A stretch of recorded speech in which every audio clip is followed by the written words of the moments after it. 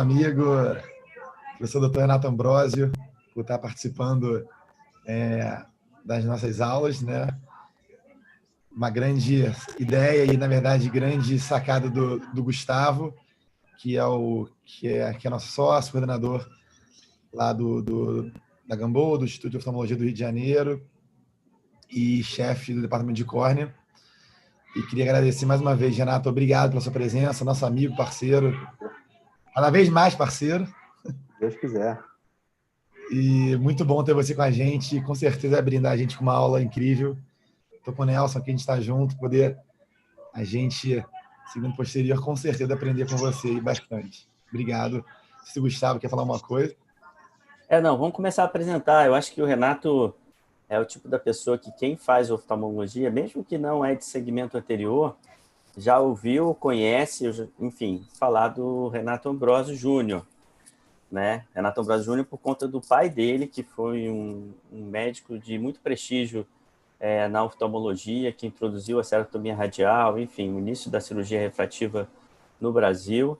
E o Renato seguiu os passos com muito brilhantismo, e fez a residência lá no Tadeu Civital, né, Renato? E a residência, e depois ele chegou aí para os Estados Unidos, ficou um bom tempo lá em Seattle. A mãe também, eu esqueci de falar da Vera, também médica oftalmologista, tem um irmão também que é oftalmologista.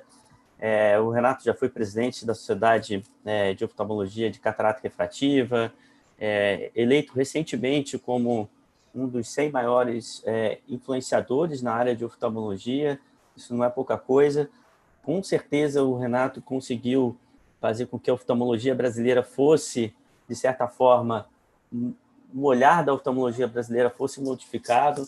É óbvio que vieram grandes nomes antes dele, mas na parte de cirurgia refrativa de córnea, de segmento anterior, fazendo uma parceria com a indústria. Então, hoje, se a gente tem o Pentacam com alguns displays, até com o nome dele, do BAD, que é o Ellen Ambrosio, ele é um pesquisador nato. Eu tive a oportunidade, na residência, poder acompanhar ele no consultório. Então, ele é uma pessoa generosa, não esconde o jogo, ele permite que você consiga acompanhá-lo e tudo mais, e sou muito grato a ele por isso. E a gente vê que ele realmente é um obstinado, que ele é uma pessoa que... Eu lembro, quando eu acompanhava ele, ele não aceitava, não dá para fazer. Ele, não, calma aí, tem que ter um jeito de fazer, vamos tentar fazer. Essas são características ímpares que eu olho para o Renato e sempre tento me esmerar na oftalmologia. E, com certeza foi um guru aí que eu segui e vejo sempre como um norte aí, Renato. É um prazer ter você aqui com a gente, abrindo aqui o módulo de córnea e podendo falar com os nossos residentes e também com o pessoal do YouTube, do seu canal, que está aí nos escutando. Fica à vontade, o tempo é de você, meu amigo. Obrigado, Gustavo. Um prazer estar aqui colaborando com você, com o Nelson, com o Almir. Vocês estão de parabéns aí por elevar aí o patamar de pós-graduação no Rio de Janeiro. A gente realmente tem que trabalhar em conjunto para a gente poder fazer com que o ensino da oftalmologia e a pesquisa em oftalmologia no Rio de Janeiro cresçam cada vez mais e ocupem um lugar que já ocuparam, que é o nosso local, nosso lugar de destaque no cenário nacional e até internacional. E o tema que você pediu para eu falar é exames complementares de cirurgia refrativa. É um tema que ele ressona muito comigo, porque essa é uma das áreas que eu mais me dedico à pesquisa e à pesquisa clínica, como você falou. Eu fico muito contente de colaborar.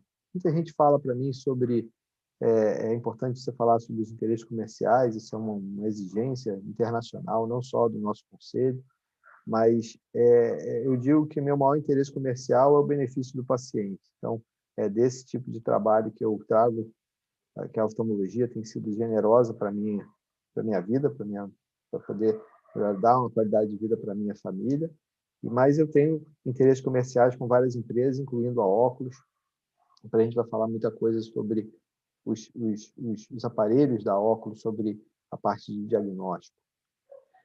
Quando a gente fala em cirurgia refrativa, eu acho que é importante a gente tentar definir cirurgia refrativa e colocar a importância da imagem multimodal, né? Aqui pedindo licença para o meu amigo Nelson, para o Almir, que usam esse termo, imagem multimodal, para categorizar a propedêutica da retina e da mácula, e eu posso dizer que eu aprendi esse termo num curso de multidisciplinar de oftalmologia geral, onde falava muito sobre mácula. A gente deve entender que as técnicas cirúrgicas vão além da cirurgia da córnea, que você tem o LASIK, o SMILE, o PRK, você tem a cirurgia intraocular, e aí você não tem só a lente fáscica intraocular, você tem a cirurgia refrativa da catarata e as cirurgias terapêuticas, que usam a tecnologia refrativa. Isso é muito importante da gente diferenciar, porque a cirurgia refrativa terapêutica, eu considero a analogia do gatinho e do leão. Eles têm, basicamente, 95% do mesmo DNA. Mas, se você for brincar com o leão igual você brinca com o gatinho, você pode ter grandes problemas. Onde é que eu quero chegar? O objetivo da cirurgia refrativa é o paciente ficar satisfeito com a qualidade da visão e você proporcionar uma visão sem correção, com liberdade da dependência do óculos. Na cirurgia terapêutica, o objetivo é o paciente enxergar com alguma qualidade sem precisar fazer um transplante. Então, um resultado que seria um grande sucesso numa cirurgia terapêutica para um ceratocone, um grau residual com 20, 25 de visão, isso é um sucesso fantástico no ceratocone, mas esse mesmo resultado numa cirurgia refrativa seria um desastre. Então, é importante a gente entender o objetivo que a cirurgia terapêutica tem, diferente da cirurgia refrativa eletiva. E, para isso, a gente tem que educar os pacientes. Educar os pacientes porque, muitas vezes, a gente tem, na expectativa do paciente, o maior desafio para fazer o objetivo da cirurgia refrativa, que é uma subespecialidade da oftalmologia que trata dos procedimentos refrativos eletivos para correção óptica, sem fazer uso da lente de contato e do óculos.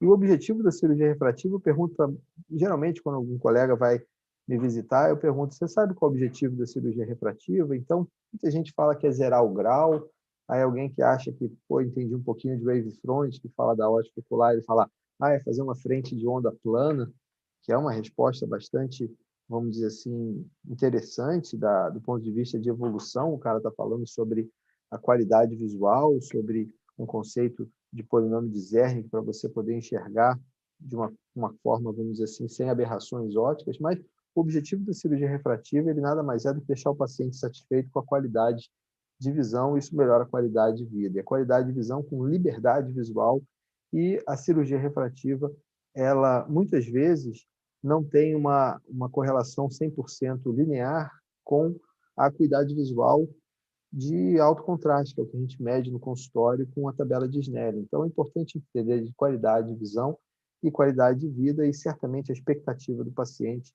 E isso traz para a gente o que a gente chama do triângulo do sucesso em cirurgia refrativa. Eu acho que isso pode ser o triângulo do sucesso em qualquer tratamento médico ou mesmo qualquer serviço, muito além até da oftalmologia e da medicina, mas é você ter tecnologia, conhecimento para usar a tecnologia, e o zelo, que é o cuidado com o paciente, com foco no que é o melhor para o paciente. Eu acho que muitas vezes a gente tem que pensar que a gente não está tratando da córnea daquele paciente, do olho direito daquele paciente, está tratando do paciente, e muitas vezes você até expande esse conceito do tratamento do indivíduo dentro da sociedade. Isso tem realmente uma implicação, e eu acho que se a gente expandir a nossa consciência para a relevância da interconexão geral, a gente pode fazer um serviço melhor em todos os sentidos. Mas quando a gente fala em cirurgia refrativa, a gente fala sobre evolução. E evolução começou, como o Gustavo muito bem comentou, aqui tem o meu pai, Renato Ambrosio, junto com o Carlos Andrade. Esse foi o primeiro curso de cirurgia refrativa no Brasil, em 1981, lá na Casa de Saúde de São José. Os colegas americanos, o Dr. Welson, que veio fazer junto com o grupo da cirurgia refrativa, que tem o Marcelo Martins Ferreira, que tem o Armando Guedes, que tem o Morizô Leite Filho, que trabalharam junto com meu pai, com o Carlos, assim, um grupo de 5 colegas que fizeram a cirurgia refrativa, vamos dizer assim, ser implementada no Brasil, com vários outros colegas pioneiros aqui no Rio de Janeiro, em São Paulo, que fundaram a Sociedade Brasileira de Cirurgia Refrativa nessa época.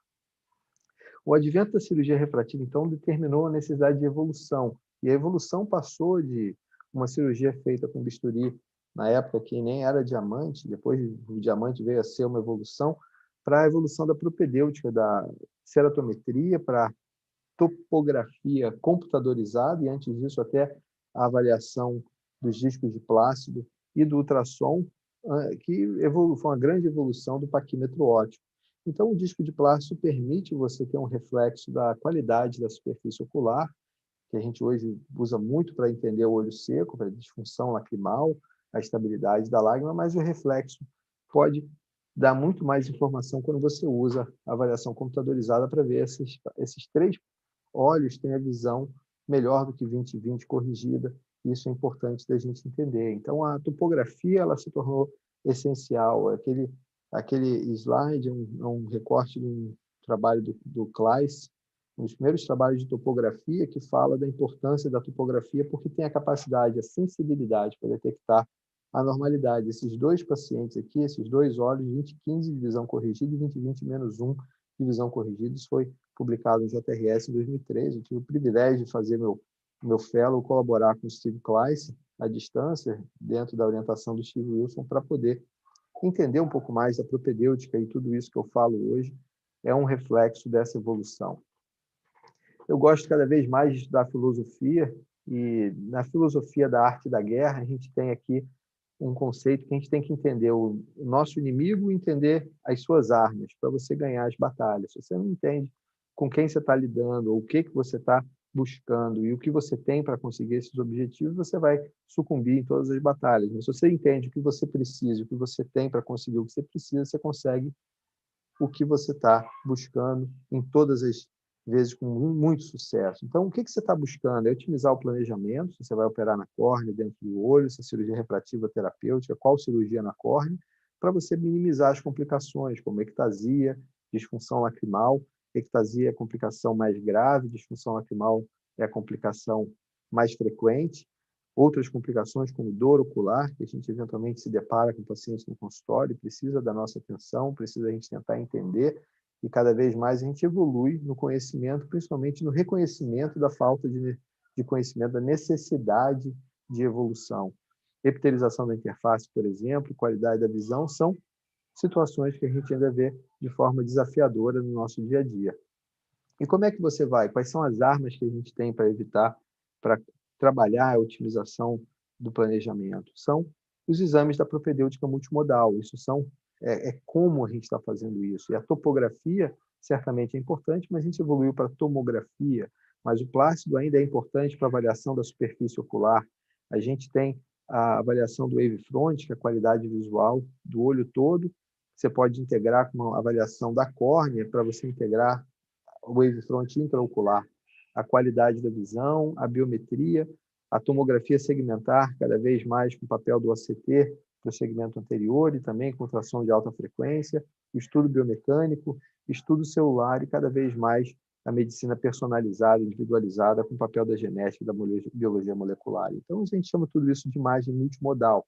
E os conceitos importantes para você ter entendimento da idade de qualquer imagem, você tem que ter parâmetros de uma aquisição desses estudos.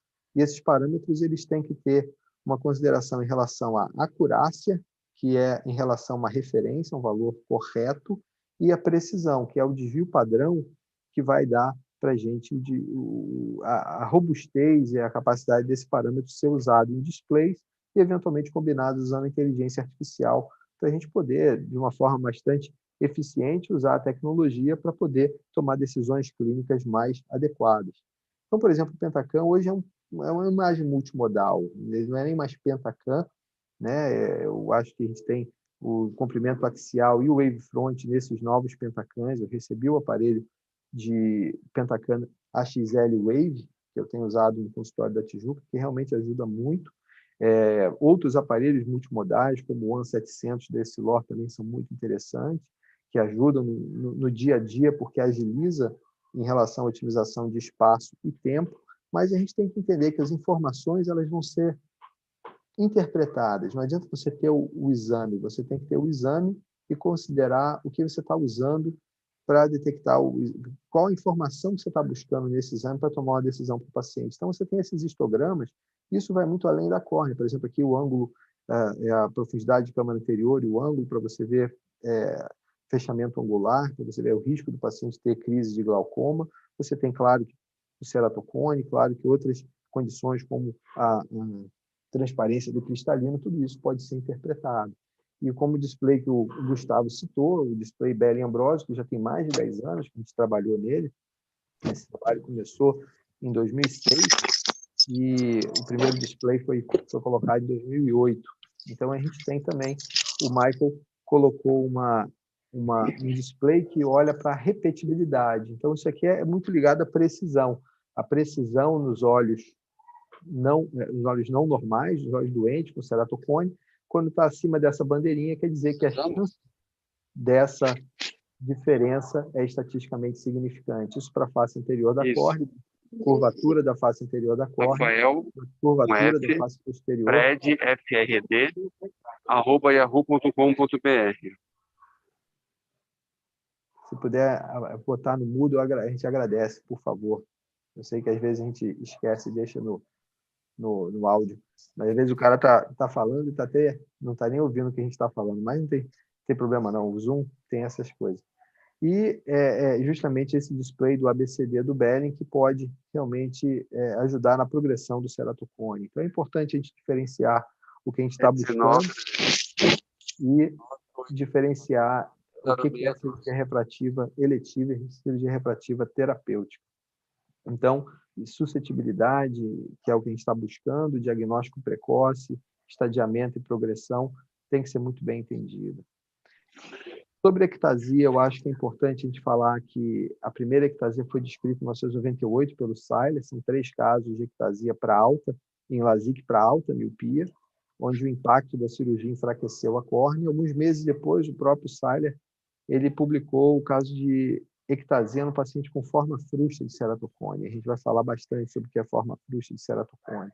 A forma frouxa de ceratocone é realmente aqui definida como uma topografia anormal, e isso traz uma alusão para a patofisiologia da ectasia, que pode ser uma resistência da córnea mais fraca e um impacto da cirurgia. Esse impacto da cirurgia pode ser do paciente que fez uma cirurgia para uma miopia muito alta, ou fez vários retratamentos, ou mesmo o próprio hábito de coçar os olhos. E, realmente, se a gente entender que qualquer doença em medicina tem a ver com uma suscetibilidade genética do paciente e a patogenicidade ou o impacto do ambiente, você vai conseguir tirar um balanço de como você pode, eventualmente, interpretar as oportunidades de você tratar e evitar problemas. E um conceito em relação à ectasia é que qualquer córnea pode desenvolver ectasia. E, entendendo isso, a gente fala que a primeira forma de evitar a ectasia é falar para o paciente não coçar os olhos. E uma mensagem que é muito simples, isso qualquer pessoa pode entender, mas é uma mensagem que mesmo os cirurgiões de córnea mais experientes, eu tive chance de conversar com algumas dezenas de cirurgiões experientes, e isso pode trazer, muitas vezes, uma certa discussão, porque existem entendimentos diferentes, aí é fato e opinião, mas eu tento trabalhar que até as opiniões podem virar fatos quando elas viram consenso. Mas eu diria que coçar os olhos faz mal para a saúde, e esse entendimento que coçar os olhos agrava o ceratocone e pode eventualmente causar uma ectasia é realmente um entendimento que dá um passo bem avançado na direção de uma compreensão maior sobre o que é ceratocone e o que é ectasia. A gente fala sobre evitar problema desde o pré-operatório e detectar ceratocone leve, frusto, e avaliar um leito residual acima de 250 ou mais do que metade.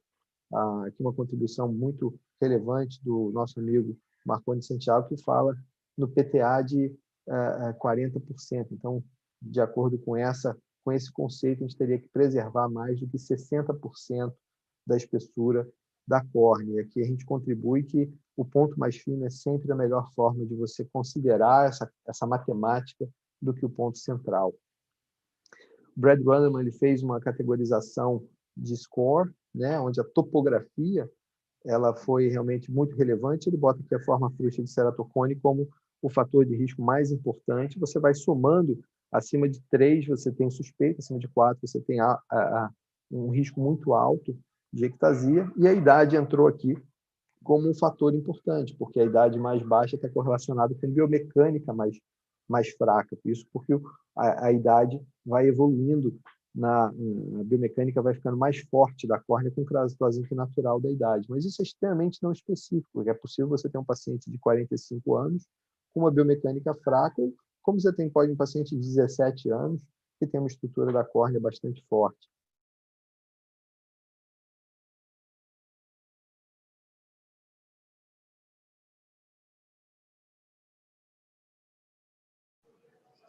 Vocês estão me ouvindo? Acho que sim.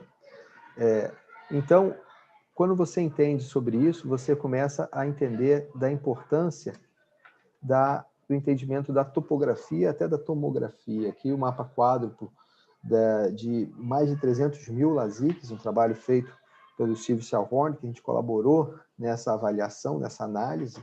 A gente tem aqui 1% dos casos sem ectasia com topografias bem alteradas. E, eventualmente, os grupos de ectasia, os pacientes de ectasia, você tem 30% com topografia e tomografia normais. Então, você tem que ir além dessa avaliação, vamos dizer assim, subjetiva, para entender o que é forma frouxa de ceratocone. Forma frouxa de ceratocone não tem consenso.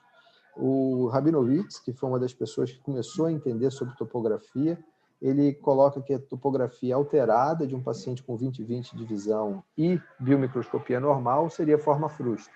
O Steve Kleiss, ele já coloca que o olho contralateral com a topografia normal de um paciente com ceratocone, aqui entra a palavra unilateral, que eu digo que é bem equivocada, mas fato é que esse paciente é bem assimétrico. Então, a gente até fala que quando você tem uma situação de um VAE, que é um caso de ectasia altamente assimétrico, você pode ter uma forma frustra no olho esquerdo ou mesmo uma ectasia unilateral, como a gente vai mostrar.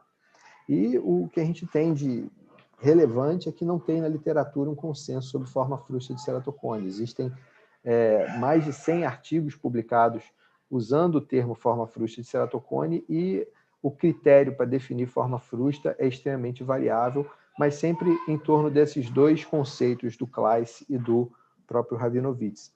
A minha contribuição humilde na literatura ela é que forma frustra de ceratocone é um paciente com alta susceptibilidade para ter uma ectasia. E isso a gente viu em 2009, depois de ver casos como esse. Esse paciente foi operado em 2008 e foi mostrado num congresso e rapidamente eu vejo um caso desse, eu peço o arquivo 12 do Pentacam, que é um arquivo que permite uma análise mais robusta, que é a partir do dado interno do aparelho.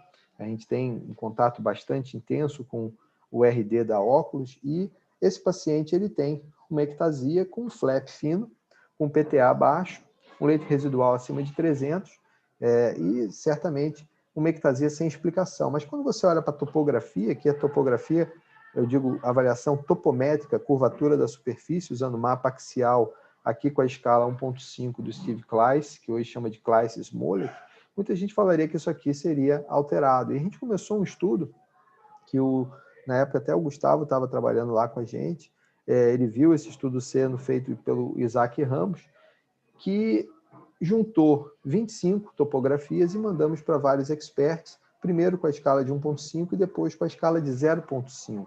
E o que a gente queria avaliar? A classificação dos experts, todos os experts, de pessoas que têm experiência, fellowship treinados em córnea, e a gente viu a variabilidade muito grande. Na primeira escala, esse paciente ele teve uma classificação que a moda foi 0, moda é o valor que mais se repete nas classificações, como uma classificação categórica, é uma classificação categórica com, vamos dizer assim, um escalonamento, a gente vê que não é pertinente a gente fazer uma média, mas a gente bota que a moda é 0 e variou de 0 a 3. A segunda classificação, com a outra escala, esse mesmo caso tem uma classificação que variou de 0 a 4, mas a moda continuou sendo 0. Então, a moda seria, vamos dizer assim, mostrando que esse paciente não tinha alteração, para a maioria dos especialistas. Então, o que a gente precisa é ir além sem descartar, e eu gosto muito desse conceito que você tem que tentar fazer as coisas de uma forma simplificada, mas sem ser simplório, sem ser, vamos dizer assim, sem abusar da simplicidade do ponto de vista de perder o respeito da complexidade e da importância de você fazer as coisas bem feitas. Então, o trabalho junto com o Michael Belling, que tem a elevação. Isso é uma coisa um pouquinho densa, precisa de uns 15, 20 minutos só para explicar elevação, mas a elevação basicamente precisa de uma referência. Ele basicamente faz uma referência melhor para fazer essa diferença dessa referência, onde você exclui as 3,5 milímetros de diâmetro no ponto mais fino, e se você tem uma diferença, você tem essa área que você excluiu, você tem uma protrusão, isso para a face anterior e para a face posterior.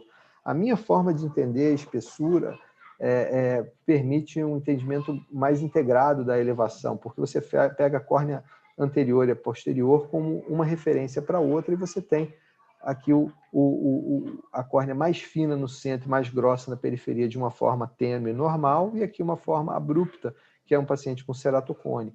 E aí você tem essas médias dos pontos das paquimetrias, desses círculos concêntricos no ponto mais fino, que são dispostas nesses dois gráficos, que é o Corneal Thickness Spatial Profile, que você pega o ponto mais fino e as médias, e aqui o PTI, que é o percentual de aumento em relação ao ponto mais fino, e isso está integrado, e você tem um desvio da normalidade, que é uma equação de regressão linear para a gente ver a normalidade. E essa equação traz um valor extremamente interessante para detectar ceratocone, e a gente vê a relevância dele. Eu vou comentar até para a evolução dele. O ART máximo também é baixo, esse paciente tem uma ectasia detectada na susceptibilidade. Mas um paciente com uma visão normal, com a topografia relativamente normal, dita por experts como normal, ele não tem ceratocone, ele tem susceptibilidade para desenvolver ectasia. E a mesma coisa acontece em vários casos na literatura, mas tem casos como esse, que a topografia é anormal. Aqui são 3 escalas diferentes para você ver que a curvatura mais alta não passa de 45, mas tem vários índices anormais. Isso é uma entidade que a gente chama de low KKC, ceratocone com baixa ceratometria, com ceratometria relativamente baixa. É você ter um ceratocone que tem a anormalidade na curvatura da córnea, com uma curvatura que não é tão acentuada. É uma córnea encurvada, mas não tão curva. E isso é importante a gente tomar cuidado com essas palavras para entender muito bem do que a gente está falando. Um estudo que a gente fez, usando a população do Steve Shahor, uma subpopulação dele, uma amostra aleatória de 3.278 olhos e 105 ectasias de um pool internacional, a gente vê que o padrão IS, que é a curvatura inferior-superior, você tem 25% de sensibilidade para detectar a ectasia. Se você vai para o Bad Day, isso sobe para em torno de 60%. Isso aqui você pode modular o cutoff. Um trabalho brilhante do Bernardo Lopes, que foi a tese de doutorado dele na Unifesp, que a gente teve o privilégio de orientar, ele fez um índice de inteligência artificial usando o Random Forest, que fez o PRFI. Mas você ainda vê uma população grande aqui de pessoas com ectasia que estão aqui embaixo. Esse índice ele ajudou muito na especificidade e ajudou muito na sensibilidade. Isso mostra a capacidade de você usar os dados. Então, os dados do Pentacam, que foram usados aqui, o PRFI, o Pentacam Random Forest Index, puderam fazer uma análise melhor. E, eventualmente, isso pode melhorar mais ainda com um aumento no N e nos casos de tanto normais como doença. Para entender que a idade, o PTA e o leite residual não explicam essas ectasias, você vê que a quantidade de explicação com base no leite residual e no próprio PTA é relativamente baixa, mas a gente pode usar esses dados integrados na calculadora do Brain, e usando um algoritmo que a gente desenvolveu alguns anos atrás, a gente aumenta a nossa sensibilidade, mas ainda assim tem casos que não tem explicação. Talvez eu poderia mostrar isso de uma forma mais otimista, falando que todos os olhos contralaterais desses pacientes aqui estão aqui em cima. Mas a gente vai para a filosofia de novo. E eu acho que quanto mais a gente sabe, a gente entende que não sabe tudo. E tirando o humor, vamos dizer assim, eu diria humor porque talvez uma das pessoas mais cultas e conscientes da nossa história, que foi o Sócrates, ele fala que tudo que sabe é que não sabe nada. E, na verdade, o Sócrates não escreveu isso. Quem escreveu isso foram os discípulos dele. Mas o que ele quer dizer é que essa mensagem que eu entendo, que ressona comigo, é que a gente tem que estar sempre buscando conhecer um pouco mais e com humildade e tranquilidade, que a gente não sabe tudo. E a gente tem que estar pronto para entender e para ter a cabeça, vamos dizer assim, aberta para novos conhecimentos. E esse conceito da susceptibilidade para ectasia, ele pode ser integrado com a tomografia biomecânica. A gente começou a trabalhar com o Riker, o Ocular Response Analyzer, que ele estuda a biomecânica da córnea de uma forma bastante interessante, tem a esterese baixa, vários trabalhos, tese do Bruno Fontes, do Alan Luz, que exploraram a capacidade do ORA para diagnóstico de ceratocone, mas esse paciente que é o olho contralateral não operado, de um paciente que teve ectasia no outro olho, não fez a cirurgia no olho direito, a gente vê uma susceptibilidade. E isso mostra a importância da biomecânica, e eventualmente a biomecânica ela é realmente, como o Canrobert muito bem fala, já há muitos anos, é um exame do passado, da época da ceratotomia radial, da época que a ceratotomia radial foi introduzida pelo Carlos Andrade, pelo meu pai, mais N pessoas na década de 80, esse é o exame que precisava ser feito e, eventualmente, nunca foi disponibilizado. Hoje a gente usa o sistema dinâmico de avaliação, que é o Corvis. O Corvis ele faz um sopro na córnea, do mesmo jeito que o ORA faz, e você tem em 30 milissegundos, 31 milissegundos, 140 frames para dar esse movimento dinâmico da córnea. Aqui você tem uma córnea com ceratocone e uma córnea normal. E você pode caracterizar a deformação, a velocidade de deformação, vários parâmetros, e isso traz para a gente índices. E o trabalho que a gente colaborou com Paulo Vinciguerra e Ricardo Vinciguerra mostra o CBI, que é o Corvis, ou Corneal Biomechanical Index. A nossa ideia de integrar sempre foi o principal objetivo, e hoje a gente tem um display que eu acho até mais importante do que o BED, Ambrosio, que é o BED, que é o ARV, que é um display que, junto com a Cynthia Roberts, que deu uma palestra brilhante exatamente há uma semana atrás, e o Ricardo Vinciguerra, a gente tem, usando também o Random Forest, o TBI, que é o Tomography and Biomechanical Index. Então, esse trabalho foi feito em conjunto com a Itália. A gente tem 480 olhos normais, um olho de cada paciente randomicamente selecionado, 204 ceratocones, e 94 pacientes que a gente chama de VAE. Aqui, topografia normal, e os outros olhos não operados desse paciente que tem ectasia, eles entraram aqui também. Então, alguns pacientes que tinham ectasia já operadas, com outro olho com a topografia normal, entraram nesse grupo, e a topografia normal, a gente viu a importância da classificação subjetiva, a importância de você ter índices objetivos. A gente usa aqui o KISA, que é um parâmetro muito importante do CLAIS, o IS, que é o do Rabinovitz, e também o Central K, para ter uma, vamos dizer assim, assegurando que isso aqui é relativamente normal. E você tem um contínuo do que seria um bem normal para uma ectasia susceptível. Então, esse caso aqui, por exemplo, é uma topografia normal, uma tomografia normal, uma clínica normal, mas é um caso com altamente, a gente chama de alta susceptibilidade. Isso é importante a gente entender, que são os casos que a gente quer detectar quando avalia uma candidatura para fazer cirurgia refrativa. Voltando para aquele caso, que foi o primeiro caso de ectasia suscetível que eu tive a chance de detectar, vamos dizer assim, caracterizar, e a gente publicou isso em 2010, há uns anos depois, esse paciente volta e está tudo relativamente estável, 20/15 de visão.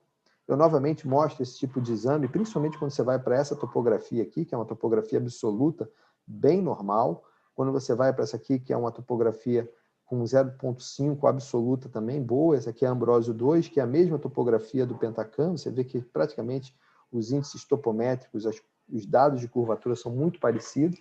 Elevação posterior tem uma leve alteração. O PRFI está em 0,19, o cutoff é 0,15, mas você vê que naquela região ali você tem uma especificidade menos, vamos dizer assim, ótima. O BED-D também está no amarelo, mas quando você vai para a integração, fica bastante fácil de você identificar o caso aqui no vermelho, com 0,78.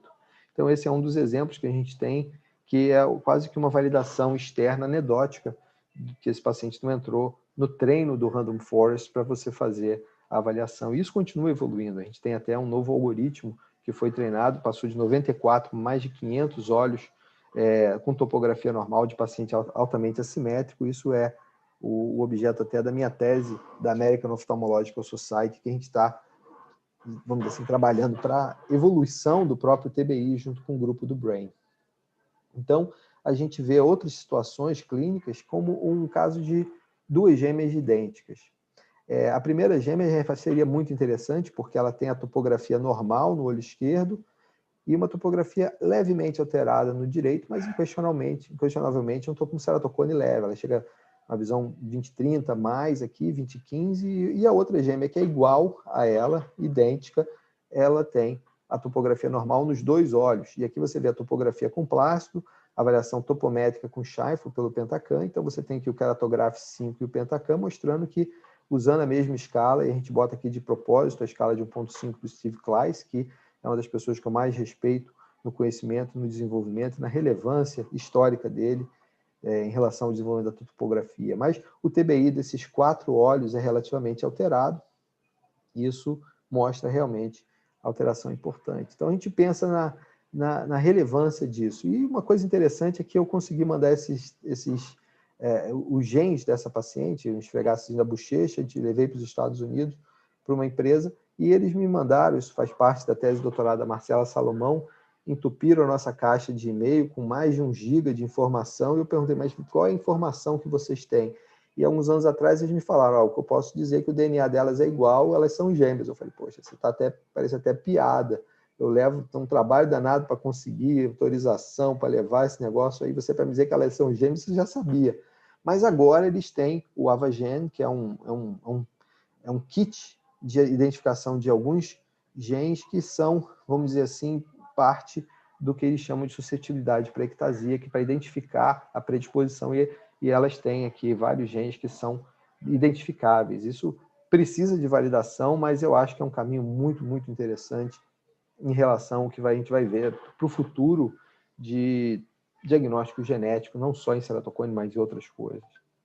Um trabalho que eu colaborei com uma colega do Japão, né, a Shizuka Ko, e ela falou sobre 3 filhas de uma paciente com ceratocone, todas elas com visão muito boa, de visão corrigida muito boa, e você vê a integração da topografia com o TBI, com alteração no TBI em vários dos casos, e a correlação até com o que ela conseguiu ver sobre o quanto que o paciente coça os olhos.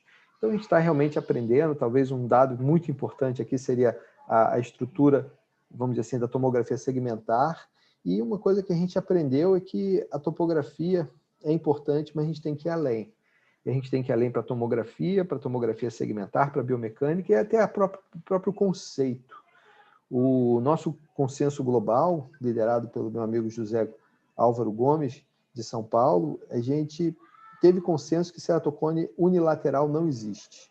Mas a gente também teve consenso que ectasia secundária por um processo mecânico, eu diria biomecânico, ele pode ser unilateral, pode ser até eventualmente nos 2 olhos. E o problema é até de você ver a ectasia bilateral de um ceratocone. Muitas vezes você só vai conseguir detectar isso ou comprovar isso definitivamente com teste genético. Mas o que é importante a gente entender é que a ectasia pode acontecer em qualquer olho e pode acontecer unilateralmente. Então, um caso como esse, que teve uma apresentação bem assimétrica, 20/15, 20/20 mais no olho esquerdo, tudo estável, ele fez o anel, ficou muito bem. Esse paciente se mudou para Londres, e lá na clínica do Londres, na London Visual Clinic, do meu amigo Dan Reinstein, ele faz uma avaliação muito prolífica em relação e completa em relação à tomografia segmentar com mapa epitelial, outros exames de tomografia, como o Score Analyzer do Euroscan, desenvolvido pelo Alan Saad e Damian Gatinel, tudo normal, e esse paciente tinha um Pentacam integrado ao Corvis normal e se manteve estável depois de alguns anos ainda com esse TBI bem baixo. Então, é realmente uma ectasia unilateral, e ele admitia que coçava mais os olhos. É interessante falar que a gêmea que tinha ectasia unilateral, num olho e forma frustra no outro, ela falava que coçava mais os olhos, coçava mais o direito que o esquerdo, e a outra gêmea falou que nunca coçou os olhos. Então, isso traz para a gente bastante interessante. Mas a ectasia não é a única complicação que a gente está buscando evitar. A gente está buscando evitar problemas. E essa paciente, por exemplo, ela ressona muito interessante na propedêutica multimodal. E quando você fala em propedêutica multimodal, você está falando da superfície ocular, topografia, própria tomografia, tudo normal, e o mapa de espessura epitelial. Mapa de espessura epitelial, eu não posso deixar de citar, tem um trabalho muito interessante que a gente fala muito dos princípios do epitélio, como é que o epitélio reage em relação ao que o Dan Weinstein fez. Endotélio normal, comprimento axial é importante, principalmente pacientes míope, para você ver se esse paciente tem o olho alongando no futuro. É importante você ter essa documentação, mas quando você faz o OCT, você vê um complexo da camada subepitelial, aqui seria a membrana basal antes da própria balma, você tem ele mais espesso. Quando você dilata, essa paciente tem alguma coisa esquisita que parece com impressão digital. Então, a correlação disso, a gente pensa e procura até se o paciente tem algum tipo de erosão recorrente, essa paciente nem tinha. Depois até eu comecei a entender que tinha. Quando ela tirava a lente de contato, ela sentia um pouquinho de dor e ela associava isso a um ressecamento na hora de tirar a lente. Mas essa paciente, ela vinha como candidata para SMILE ou para LASIK, e a melhor cirurgia para ela é a cirurgia de superfície. Eu geralmente faço a cirurgia de superfície, o PTK, para tirar o epitélio, mas nesse caso a gente fez o que a gente chama de epitélio rexis. Olha como é que o epitélio dela é fácil de você remover. Isso, uma avaliação a partir do entendimento, eu chamo isso de uma biópsia em vivo do estudo do epitélio. Então é importante entender que a gente tem que personalizar, customizar, saber se você vai operar na córnea, qual cirurgia na córnea. Então, no caso da lente, você tem que ver como é que está o cristalino. E aqui o Fernando Faria Corrêa, um colega de Portugal, que a gente teve o privilégio de receber aqui há alguns anos atrás, depois eu fui orientador dele na Universidade do Minho, ele fez uma tese brilhante sobre o entendimento com a propedêutica do cristalino disfuncional. E, na verdade, eu sou um cristalino disfuncional grau 1, porque eu sou presbita. E essa é a primeira etapa do cristalino disfuncional. E essa etapa vai evoluir para a qualidade da visão, quando o cristalino vai começando a perder a transparência e você precisa da berrometria. E o iTrace, que faz uma topografia de plástico integrada com ótica total, você consegue entender como é que está a qualidade da visão e a qualidade da ótica intraocular, subtraindo a ótica da córnea, da ótica total, você vai ter a ótica intraocular. Claro que o Pentacam Wave pode dar uma informação mais interessante, talvez porque você vai ter a córnea anterior e posterior, mas aqui você já tem muita informação para o entendimento da qualidade ótica, e isso você pode correlacionar com o próprio cristalino. Finalmente, a gente vai falar sobre um caso de um garoto de 16 anos que veio para pegar uma segunda opinião para fazer crosslink. Tinha um Pentacam relativamente esquisito, né? Uma córnea curva com astigmatismo alto, e esse paciente não tinha uma visão boa com óculos. E o que é interessante é que você tem que ir além. E o conceito de além, ele vai além da própria córnea. E a córnea, o Belen Ambrose dele, bem normal, até uma córnea bem mais para o lado espesso do que para o lado de fino e afinado. Mas esse paciente tem aqui, esse aqui é um mapa de profundidade da câmara anterior a partir do endotélio. Então você vê que tem uma assimetria, essa câmara anterior aqui em cima e aqui embaixo você tem uma assimetria. E quando você dilata a pupila, fica fácil de você ver que esse paciente não vai se beneficiar de um crosslinking na córnea. Eu até brinco que talvez um crosslinking na zônula poderia ter sido uma solução em algum momento para ele.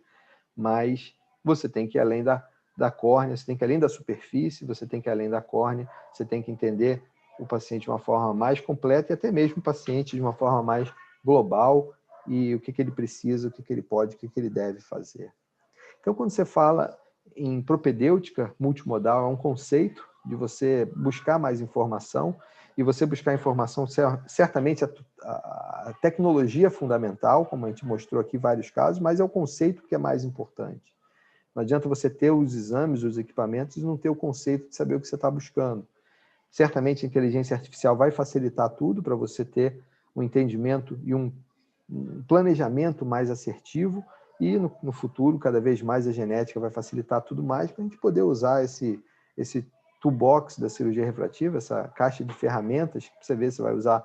Aqui a gente bota série, mas a gente fala também da iCrio Fásica, que é uma lente fásica de câmera posterior também com extrema qualidade, é uma lente irlandesa, indiana, que a gente tem hoje disponível, ou você vai fazer um LASIK SMILE, ou você vai fazer até uma cirurgia que é do ponto de vista terapêutico. Considerar sempre o impacto da cirurgia, esse é um conceito que a tese do nosso amigo Aidro Machado, né, um colega que é professor de inteligência artificial, tem doutorado em inteligência artificial no grupo Brain, ele se encantou com a medicina, ele Ele é casado com uma colega médica e, durante o nosso trabalho, ele resolveu fazer uma guinada na vida dele para fazer medicina. Ele está acabando a faculdade de medicina e começando o doutorado já, para uma carreira certamente brilhante, e a contribuição mais interessante que a gente tem atualmente a colocar é o RTA, que é o Relational Tissue Altered, que é uma avaliação integrada para você ver o impacto da cirurgia na córnea em relação à susceptibilidade para ectasia, para você ver se essa cirurgia pode ser feita de forma segura ou não. É quantificar o risco, é o objetivo que a gente tem. E certamente quantificar o risco, considerando que a primeira coisa que a gente tem que pensar na medicina é em não fazer mal.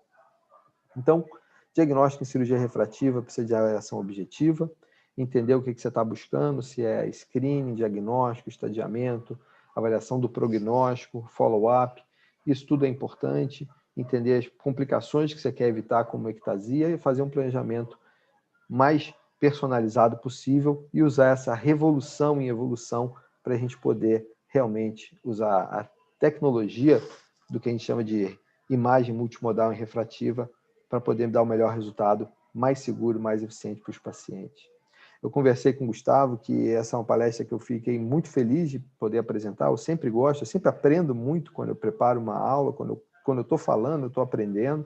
É bastante interessante esse exercício de você estar dividindo as informações de uma forma elaborada e você está realmente sedimentando o seu conhecimento e até tendo algumas ideias sobre o que você precisa desenvolver mais.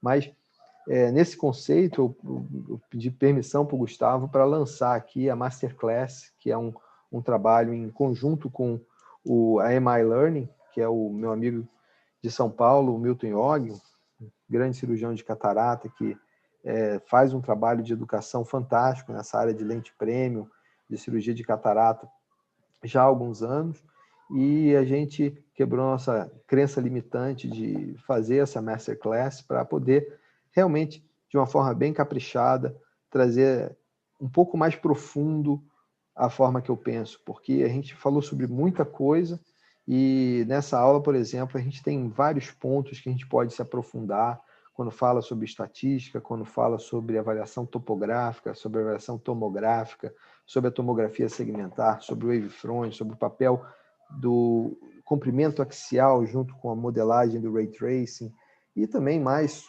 da metodologia dos trabalhos de diagnóstico, a própria estatística e até mesmo a conceitualização filosófica com também muita prática, muitos exemplos clínicos, algumas dúzias de exemplos clínicos que a gente tem preparado com bastante cuidado para ter as mensagens das informações mais interessantes em casos que a gente nunca mostrou antes, para a gente poder realmente fazer um trabalho bem bacana e colaborar com a elevação do patamar de qualidade da cirurgia refrativa e do próprio tratamento de córnea terapêutico que a gente tem no Brasil.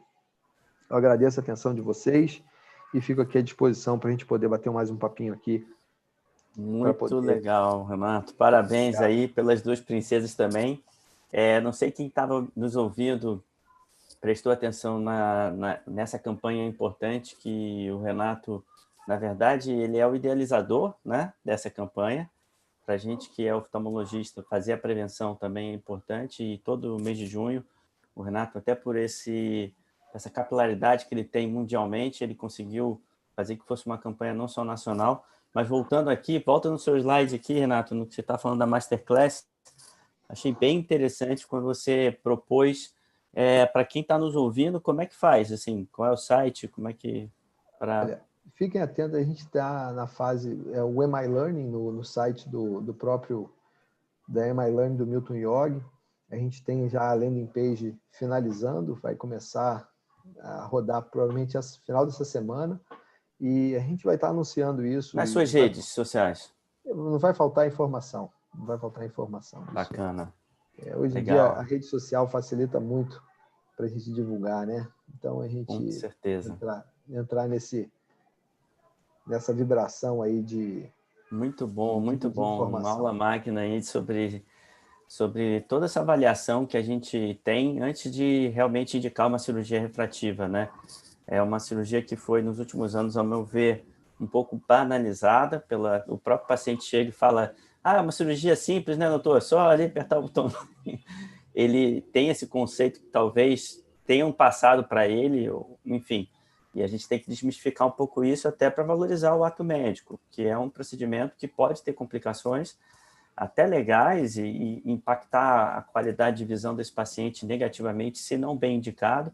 E acho que esse trabalho memorável aí, não só do Renato, mas todo mundo que ele consegue atrair e produzir ciência de qualidade, isso facilita muito a vida de quem chega, aprende, por exemplo, com o Renato num curso desse e tem uma profundidade maior de poder realmente indicar uma cirurgia melhor e compreender melhor aí essa situação. Nelson, Almir, querem falar aí também alguma coisa? Fazer uma pergunta, Renato. A gente pega, às vezes, muito paciente no consultório que vem para fazer, como é que se diz? Screening para poder fazer uma cirurgia refrativa. E há um tempo atrás, eu me lembro, né, quando eu acho que técnica diferente, aparelhos diferentes, existia uma contraindicação, vamos dizer assim, não digo absoluta, mas relativa para pacientes que tinham degenerações periféricas. Como é que é a conduta de vocês hoje diante desses pacientes com alterações na periferia? Pacientes, por exemplo, o caso 1, pacientes que têm degeneração periférica, degenerações malignas, tá? E caso 2, pacientes que têm algumas degenerações e teve descolamento de retina no olho contralateral. A conduta é diferente em relação a liberar ou não a cirurgia para esses pacientes? Então, eu passo a bola para você. Porque a avaliação, o que eu até... Quando eu estava na residência, a gente fazia vários vídeos lá com o Dr. Tadeu Civintal, e a ideia era fazer aquela filmagem do MIAC, e a gente pegar um olho do banco de olhos, né, que tinha algum tipo de sorologia positiva, mas tinha uma boa qualidade, vamos dizer assim, do ponto de vista da transparência da córnea, e fazer uma filmagem do MIAC View para poder ver a periferia da retina na hora da sucção. E numa dessas reuniões, o Dr. Wagner Guirelli, que é um grande cirurgião de retina, uma pessoa com muita experiência em vitrectomia no Brasil, ele falou, mas por que vocês estão preocupados com isso? Eu acho que a cirurgia refrativa protege a retina, porque dá a oportunidade do paciente que vem fazer cirurgia refrativa fazer um mapeamento de retina. E esse mapeamento de retina, se ele faz o que precisa ser feito, eventualmente pode diminuir o risco. E aí você vai para a literatura. E eu posso dar dois pontos aí. A literatura tem o trabalho do Arevalo, quando ele estava ainda na Venezuela, ele fez um trabalho, ele tinha um volume brutal de cirurgia refrativa, fantástico, experiência muito grande, muito bem organizado, muita qualidade em cirurgia refrativa na Venezuela. Ele mostrou que realmente o descolamento de retina acontece no LASIK, mas não aumenta a incidência de forma alguma. E até como o Guerelli falou, é uma diminuição pela própria possibilidade de dar uma oportunidade do paciente fazer um screening de prevenção para detectar uma alteração subclínica. E quando eu estava no meu fellow, eu atendi um paciente que veio fazer LASIK com menos 10 de miopia, córnea relativamente grossa, tinha tudo para fazer um LASIK, só que nessa época era eu que tinha de fazer o mapeamento e eu sofria muito, talvez seria a coisa que eu menos gostava de fazer no meu fellow, era que eu tinha de fazer um mapeamento de retina, mas eu até fazia direitinho, e eu vi o paciente com descolamento de retina. Esse paciente tinha um descolamento de retina, com 20/20 de visão, e ele foi lá para fazer um LASIK. Imagina se esse cara fizesse o LASIK, esse cara ia descolar a retina com ou sem o apesar do LASIK, e se o Papa viesse aqui falar para ele que o LASIK não causou descolamento de retina, ninguém ia acreditar. Então, é uma oportunidade. Mas eu acho que já está bem provado que a cirurgia na córnea não muda a questão da retina. Mas a gente tem que examinar a córnea. E eu peço para o paciente fazer um mapeamento com retinólogo, eu peço para fazer com meu irmão, ou quando é um paciente na clínica que não é da Tijuca, eu peço para fazer ou com você, ou com o Luiz Gustavo Regis, lá do Leblon também, que faz bastante mapeamento, que a gente tem que ter um respaldo do retinólogo. E não só falar para o paciente que tem que fazer antes da cirurgia, mas depois. Essa mensagem é muito importante. O paciente que faz a cirurgia de miopia, acabou a miopia, acabou o problema? Não. Acabou o grau, mas a córnea mudando não muda o resto do olho, todo o problema da retina que ele tem não muda de forma nenhuma com a cirurgia. Nem aumenta, nem diminui. Apenas dá uma chance. Essa semana, 2 semanas atrás, um paciente médico lá em São Paulo, que a gente fez a cirurgia não era um grau muito alto, ele ligou com problema de descolamento de retina, entendeu? E ele já sabia que isso podia acontecer, que tinha de fazer e, eventualmente, podia ter feito um pouco mais de cuidado no mapeamento periódico, que é uma coisa que a gente acaba não fazendo, mas a gente tem que passar essa informação para o paciente ter essa consciência. A gente até, Renato, lá na Barra tem aquele aparelho do Optoview que tem em alguns lugares no Rio. Eu ia falar, Gustavo, na verdade, facilita o screening, né? se a gente for parar a pensar, né, e não indicar cirurgia, não liberar o paciente para fazer cirurgia refrativa hoje em dia, com essas novas tecnologias, com os exames muito modais de retina e com o exame de grande angular, como o Daytona, Califórnia, né, que é o que a gente tem, realmente a gente vê que a gente encontra inúmeras tipos de degenerações em pacientes assintomáticos, pacientes sintomáticos. Daqui a pouco, se a gente começar... Pelo contrário, né, o exame vem e mostra para a gente poder ajudar, muitas vezes acaba fazendo laser nas indicações corretas e libera o paciente. A gente vê que o paciente vai para a cirurgia refrativa com você e o paciente fica, você com o Gustavo, o paciente fica realmente sem nenhum problema, né? Realmente o screening da cirurgia refrativa ajuda muita gente retinóloga em achar alterações na periferia da retina que provavelmente é um paciente que numa consulta talvez de rotina poderia passar desapercebido, né? Então, concordo com o que você falou, só lembrando que esses exames hoje em dia ajudam muito, né? Facilitaram muito. Muito bom, pessoal. Alguém aqui quer falar alguma coisa, perguntar no grupo? Renato, não sei se a gente tem esse tempo de tirar umas duas dúvidas aí. Perguntaram aqui, o Rafael Benchimol perguntou sobre a pupilometria. Em que casos a pupilometria seria importante do pentacão do queratográfico? A pupilometria, a gente trabalhou muito com... Eu faço a pupilometria em todos os pacientes em condição mesópica e escotópica. E o problema do pentacam e do queratográfico é que eles são aparelhos que você tem que tomar cuidado com a luminosidade. O pentacam, na hora de fazer a pupilometria, ele jogou a luz azul, a pupila fecha um pouquinho. Então, o queratográfico é um pouquinho melhor porque ele permite você apagar a luz e fazer a avaliação com infravermelho. O problema da pupila, a gente tem até alguns artigos importantes sobre pupila, que ficou protagonizada aí no caso do piloto de avião, que ficou com 20/15 e com aberração esférica, por causa da pupila grande, ele foi realmente... A pupila foi apontada como a causa do problema, mas, na verdade, a gente tem paciente com pupila grande, que tem qualidade de visão boa, e tem paciente com pupila pequena que está com qualidade de visão não muito boa. E a berrometria pode ajudar a entender isso. Mas eu falo o que eu penso. Não sei, isso poderia ser um segredo que eu guardasse, porque talvez seja informação privilegiada, mas eu gosto de falar isso sempre. E talvez eu possa até dizer que talvez não seja a coisa mais correta, mas o grande segredo para a qualidade da visão está na expectativa do paciente. Se você quer evitar o problema de qualidade da visão, você mostra para o paciente o point spread function dele, independente de qualquer exame. Você não precisa de exame nenhum. Você só precisa de ter uma sala que pode escurecer, você projeta aquele pontinho de luz e mostra para o paciente, olha, com esse olho aqui, sem correção e com correção, o que é a aberração óptica dele? De miopia, ele vai ver um borrão. Quando ele bota o óculos, ele vê um pontinho, mas esse pontinho, quando apaga a luz, ele vai ver a distorção do pontinho. E isso dá a qualidade da visão. E aí você mostra, você já tem esse problema. E o estudo do FDA mostra que a cirurgia personalizada até melhora a qualidade da visão. Não só o estudo do FDA, mas também vários trabalhos, como o do Frank Price, que fez um trabalho que comparou a satisfação das pessoas com a cirurgia, com óculos e com lente de contato. Ele comparou esses 3 grupos.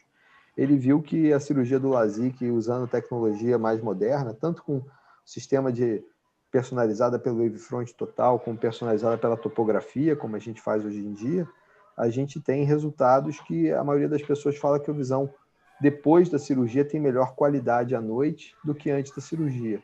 Então, a medida da pupila é importante, eu acho até que tem outras implicações da pupila, talvez para lente prêmio na cirurgia de catarata e talvez até para presbiopia, que a gente pode eventualmente considerar, mas é uma medida que eu faço, mas a relevância dela é menos, vamos dizer assim, menos importante para qualquer decisão que eu tenha. É fazer a zona ótica sempre a melhor possível. Talvez com a lente Fásca isso seja uma coisa interessante para você considerar. Excelente dica, hein, Renato? Realmente deu o pulo do gato aí de avaliação da satisfação prévia antes, mostrar para o paciente que isso na prática ajuda bastante. Ele entender por si só o que está acontecendo no olho dele faz com que talvez expectativa alta é igual a frustração, né? Então, realmente... É uma filosofia muito simples. A felicidade é igual à realidade dividido pela expectativa. Se a sua expectativa é alta, você não vai ficar feliz com nada. Agora, se a sua expectativa é realista, você tem uma chance maior de ficar feliz. E agora, você não pode ficar também sendo aquele cara que fica trabalhando só na expectativa. Você tem que entregar aí.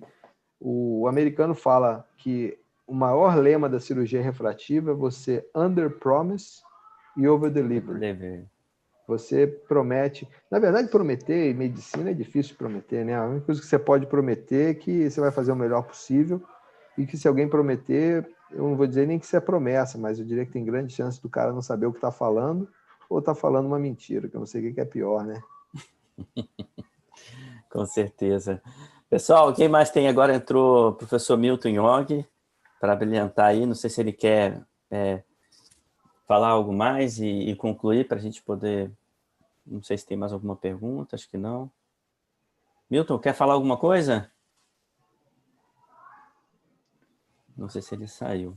Enfim. Olá, não, eu tô aqui. Legal. Não, só mandei um elogio porque eu vou usar a dica do Renato no consultório também. Cara, que pulo do gato, hein? Quem pegou aqui, muito boa. Você botar pontinho e ver pede para o paciente olhar, com correção e sem correção, e apagando a luz, ou seja,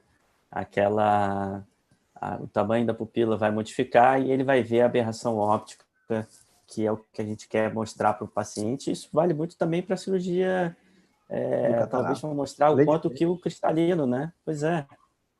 Realmente o pulo do gato aí. Né? Obrigado por dividir aí. Um prazer. Isso e muito mais vai estar na nossa Masterclass. Isso aí. Pessoal, foi um prazer ter você, Renato, habilitando aí a nossa pós-graduação, primeira aula aí do módulo de córnea, e teremos bastante gente. O professor Milton já nos abrilhantou em 2017 o curso de córnea que a gente fez aqui no Rio, presencial, outros tempos.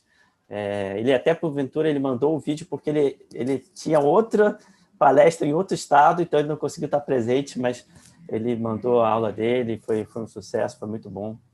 E obrigado aí todo mundo que participou, tivemos mais de 70, agora caiu um pouquinho, mas tivemos mais de 70 participantes aí ouvindo, enfim, realmente muito boa. Renato, estou ansioso aí para ver essa Masterclass. Obrigado a todo mundo que assistiu, tá? Tenha uma feliz e excelente Páscoa aí com a família, todo mundo, tempos difíceis, mas já, se Deus quiser, estaremos melhor. Vai passar. Feliz Páscoa para todos, obrigado pela oportunidade, um grande abraço para você, para o Nelson, para o Almir, para todo mundo que está ouvindo. Muito obrigado, Renato. Valeu, pessoal. Boa Páscoa para vocês aí. Um abraço. Obrigado, boa grande noite. abraço. Tchau, tchau. Boa noite. Fiquem com Deus. Tchau, tchau. Não, Não vai saber o que